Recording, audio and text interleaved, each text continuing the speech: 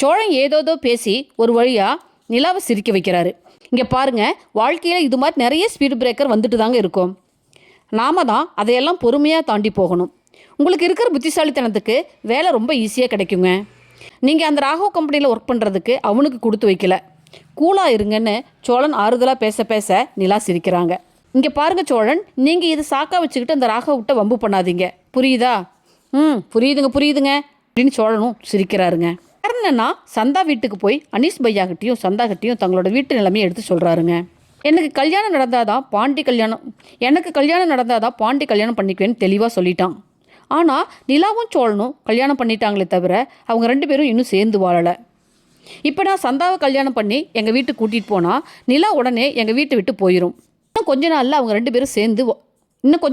ரெண்டு பேரும் சேர்ந்து வாழ்வாங்கன்னு எனக்கு நம்பிக்கை இருக்குது. கொஞ்ச நாள் எனக்காக உன்னால் காத்துட்ருக்க முடியுமா சந்தா அப்படின்னு சரண் கேட்க சந்தாவுக்கு ஒன்றுமே புரியலைங்க. அனீஸ் பையா சந்தாக்கிட்ட புரிகிற மாதிரி எடுத்து சொல்ல சந்தாவும் சேரனுக்காக காத்துட்ருக்கிறதா சொல்கிறாங்க. சேரன் சந்தோஷமாக சந்தாவை பார்த்து சிரிக்கிறாருங்க. நம்ம சோழன் நிலாவை அளவச்ச ராகவை பார்க்க போகிறாரு. ராகவ் வெளியே வந்து கார் எடுக்க சோழனும் சட்டுன்னு ராகவ் காரில் ஏறிக்கிறாரு. இறங்குடா. இறங்குறதா? ஏண்டா, நீ எல்லாம் எவ்வளோ அடித்தாலும் திருந்த மாட்டியா? இவ்வளோ பெரிய கம்பெனி வச்சு நடத்துகிற, உனக்கு வேலைக்கு வர பொண்ணுங்கள்ட்ட எப்படி நடந்துக்கணும் கூட அறிவில்லையா? நீ எல்லாம் ஒரு பாஸு. அது எப்படி அடுத்த வருஷம் நிலாவோட சேர்ந்து பொங்கல் கொண்டாடுவியா? நிலா என்னோட பொண்டாட்டிடா. அவளை மனசை கஷ்டப்படுத்தக்கூடாதுன்னு எவ்வளோ பத்திரமா நான் பார்த்துக்கிறேன் தெரியுமா? நீ அவளை அழ வைப்பியா அப்படின்னு கேட்டு ராகவ் முகத்திலே சோழன் குத்துறாருங்க. ராகவுக்கு ரத்தம் வருது. இங்கே பாரு, உன்னால் என்ன செய்ய முடியுமோ செஞ்சுக்கோ. நீ எல்லாம் ஒரு ஆள். நீ இப்படி இருந்தால் எந்த பொண்ணு உன் கம்பெனிக்கு வேலைக்கு வருவான்னு சோழன் திரும்பவும் ராகவ் அடிக்கிறாரு. சோழன் ராகவை மிரட்டி விட்டுட்டு காரை விட்டு இறங்குறாருங்க. நம்ம பாண்டி கடையில் உட்காந்துட்டு வானதியை நினச்சி உருகிறாருங்க. வானதியும் பாண்டியை நினச்சி அழறாங்க. 2 பேரும் பழசையெல்லாம் நினச்சி பார்த்து ஃபீல் பண்ணுறாங்க. வீட்டில் எல்லாரும் ஃபோன் பார்த்துட்ருக்க நிலா நடேசன் கிட்ட போய் ஒரு முக்கியமான விஷயம் பேசணும், உள்ளே வாங்க. நீ இந்த வீட்டுக்கு வந்ததுக்கப்புறமா நிறைய முக்கியமான விஷயங்கள் நடக்குது. சரி வரேன் போ. இங்கே பாருங்க, பொறுப்பாக அப்பா மாதிரி பேசணும். ஓ பொறுப்பாவா? சரி பேசுகிறேன்னு சொல்லிட்டு நடேசன் வீட்டுக்குள்ளே வந்து சேரில் உட்கார சோழன் கிச்சனில் இருந்து சேரனையும் கூட்டிகிட்டு வராரு. நம்ம சேரனண்ணா கல்யாணம் நடந்தால் தான் பாண்டிக்கு கல்யாணம் நடக்கும். அதனால் நானும் சோழனும் சந்தா வீட்டில் போய் பேசிட்டு வந்திருக்கோம். அவங்களும் சம்மதம் சொல்லிட்டாங்க நிலா சொல்கிறாங்க. இல்லைப்பா, சந்தா வீட்லேயும் நிறைய பிரச்சனைகள் இருக்குது.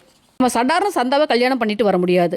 இங்கே பாருடா, எந்த வீட்டில் பிரச்சனை இல்லாமல் இருக்குது அதெல்லாம் பார்த்துக்கலாம். அந்த பொண்ணு நல்லவளாக தான் இருக்கிறா, உனக்கு ஏற்ற பொண்ணும் கூட. வேறு யோசனையே பண்ணாத, சீக்கிரமாக கல்யாணம் பண்ணுற வழியை பாருன்னு நடேசன் சொல்ல நிலா ரொம்ப சந்தோஷப்படுறாங்க. காயு ரெஸ்டாரண்ட்டில் படித்தாதான் நல்லா படிக்க முடியும்னு சொன்னதை நல்லவன் மனசில் வச்சுக்கிட்டு தன்னோட ஃப்ரெண்டுக்கிட்ட கொஞ்சம் பணம் கைமாத்தா வாங்குறாரு. அந்த ஃப்ரெண்டுக்கிட்டேயே சொல்லி ஒரு ஹோட்டல் ரூம் புக் பண்ணுறாரு. பல்லவன் காலேஜ் போகிறேன்னு சொல்லிட்டு காயத்ரி கூட்டிகிட்டு புக் பண்ணி வச்சுருந்த ஹோட்டல் ரூமுக்கு போகிறாரு. பல்லவன் தன்னோட கெத்தை காட்ட ரூமில் இருந்து ஃபுட்டு ஆர்டர் பண்ணி சாப்பிட்டுட்டு 100 ரூபாய் எடுத்து ரூம் பாய்க்கு டிப்ஸாக கொடுக்குறாரு. காயு அதை ஆச்சரியத்தோடு பார்க்குறாங்க. 2 பேரும் பேசிகிட்டே படிக்க அப்போ ஹோட்டலுக்கு போலீஸ் ரெய்டு வருது. ஹோட்டலில் கஞ்சா யூஸ் பண்ணுறாங்கன்னு போலீஸ் செக் பண்ண வராங்க. சேரனண்ணா கட்டடத்தில் இருக்க பல்லவன் காலேஜிலேருந்து ஃபோன் வருது.